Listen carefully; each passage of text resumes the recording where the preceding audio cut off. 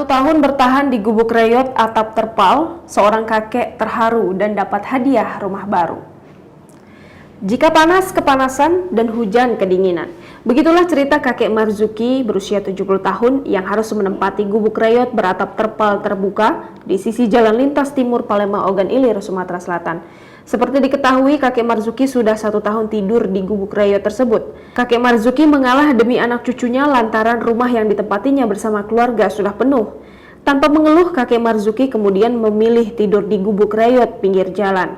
Kerelaan kakek Marzuki memang luar biasa, meski menimbulkan keprihatinan.